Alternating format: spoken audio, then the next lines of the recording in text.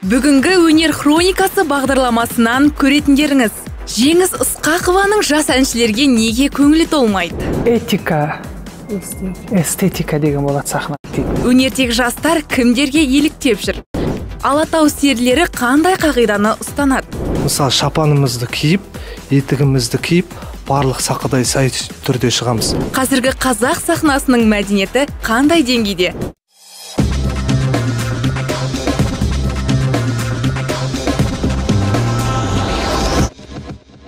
Сахна талай таланттының жұлдызын жаққан, талай өнерпаздың басын бір арнаға тоғыстырған киелі мекен. Егер жалпы тұрғыдан қарайтын болсақ, сахна тәрбиенің, идеологияның қайнар көзі болып саналады. Алдымен сахна несімен киелі деген сұрақтың басын ашып саралап алайық.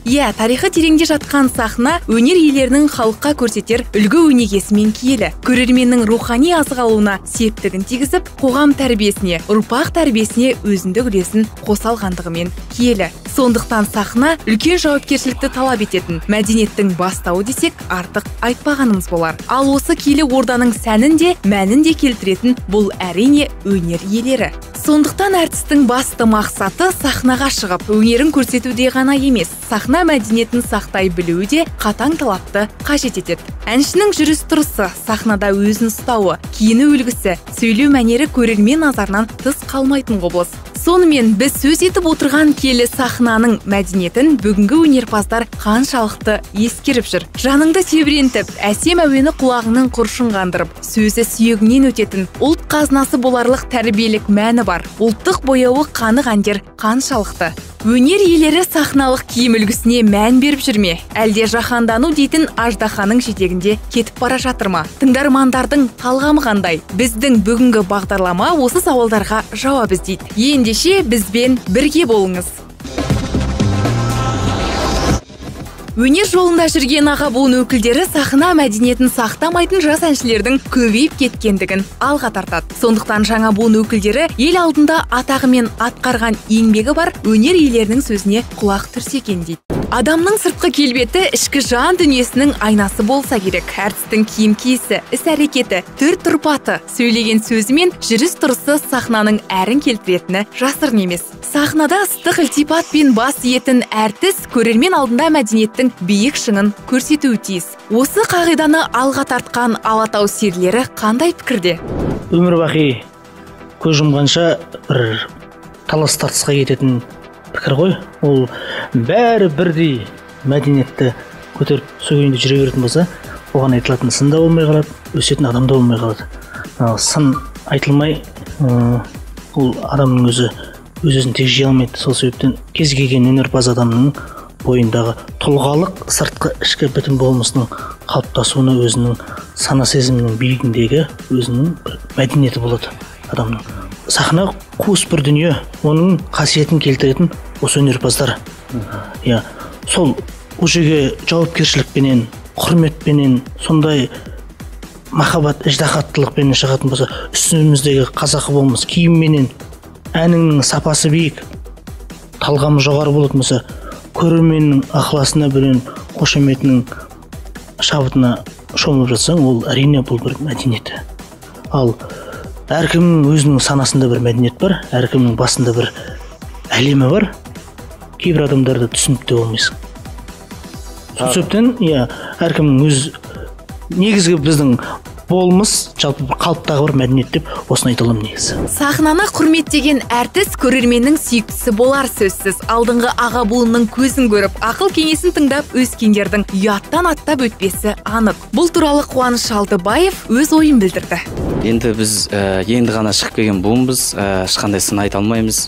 Біздің өзімізде осы өнер жолында жүргеннен кейін қазақ өнерінің мәдениет дегенде, қазақ дегенде кімді елестетеді? Қазақ өнер деген міне осындай жігіттер болу керек деп, міне өзіміздің міне қазақта айтады ғой, мен өнерді таудың бұлағынан, қойдың құлағынан, ешкінің мүйізінен, әжемнің киізінен үйрендім дейді. Міне осындай ойымен қазақтың мәдениетін осылай көрсету үшін жалпы осы өнер алаңында осылай киініп, осы болмыстан ақ білуге болады. Сондықтан біз өзімізге жауап береміз, біреулерге сын айта алмаймыз. Өнер алаңына бізге барлығымыз оқығам жоғары. Сахнаға шыққан, сахна киелі деп үйретеді. Сахнаға артыңмен қарама, сахнаға құрметпен қара, аяғыңды сүртіп көр дейді. Қазіргі буындар енді тіл төзіміз тасқа, енді оларға ешқандай сын айта алмаймыз. Қазіргі көбейіп кетті енді, шын керек. Қандай өнер адамдары шығып жатыр неше түрлі. Әртіс атаулының міндеті тек өнер көрсетіп, әнін айту ғана емес, сондай-ақ өскелең ұрпаққа үлгі болу. Осы орайда әнші Рауан Ексілов мәдениеттің өлшемі сахнаның көлемімен өлшенбейді. Киелі сахнаға үлкен құрметпен қарауды қағида етіп ұстанған жөн дейді. Біз өзімізді айта кетейік. Мысалы, үлкен сахна болсын, бізде қандай үлкен сахна болсын, одан кіші сахна болсын, бір 10 шақты көрерменнің өзі болсын, біз мысалы шапанымызды киіп, етігімізді киіп, барлық сақадай сай түрде шығамыз. Ал басқа мысалы басқандай киіммен, көшенің киіммен шығу біз үшін ұят. Сондықтан біз енді осының өзі сахнат мәдениетін сыйлау деп есептеймін мен өзім. Тәңір берген мол табай, малға жарлы болса да айтар сөзге тілге бай. Сөйлер сөзге келгенде орын алдында тағалаған жорғадай. Сөйле тілім жалықпау, жақыра жақсы қалыпта. Білгеніңді айтпасаң, тыңдар сөзің бар мекен, сіздің айтар халыққа.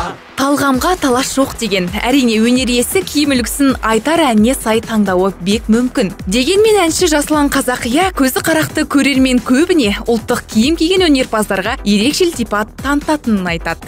Мәдениет деген адамшылықтың, ақылдының бір іс-әрекеті ғой. Жаңа айтып отыр сахна деген.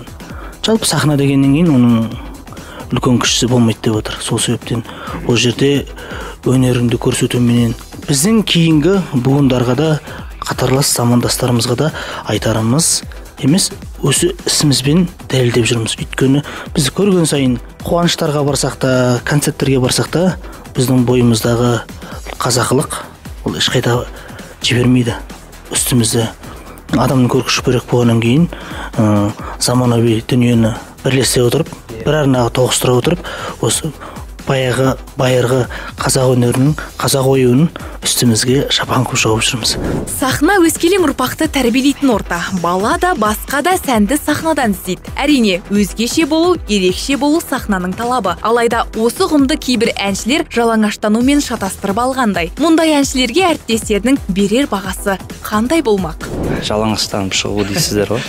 Бұл енді өнер адамы, қоғамды тәрбиелейтін айнасы деп айтсақ болады сахнада.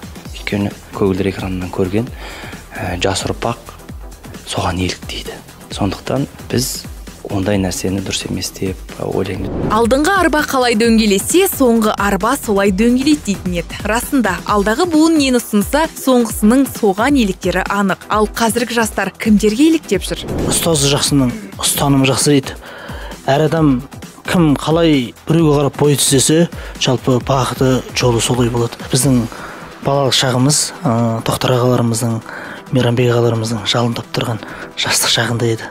Сондай қазақ эстрада бір белең алып тұрған кезде біздің бесігіміз тербеліп кәдімгідей балалық шағымыз өсті. Саят Медеуов, Досымжан Таңатаров, Өмірқұл ағамызға үлкен алғысымыз шексіз. Қазақтың есті әндерін, халық әндерін буынменен сондай бір белестерде болған кезде біз сонымен тәрбиелендік. Әрине, киелі сахнаны сыйлау, құрметтеу әртіс атаулының парызы. Дегенмен сахнаның мәдениеті мен киесінен аттап өту өнерге жасалған қиянат па дерсің? Киелі сахнаның сәнін кіргізу де, құтын қашыру да ондағы өнер иесіне байланысты. Ел алдына бір шыққаның мен елең етер мың көздің боларын ескерген жөн. Ендеше сахнаның қадірін қашырмайық.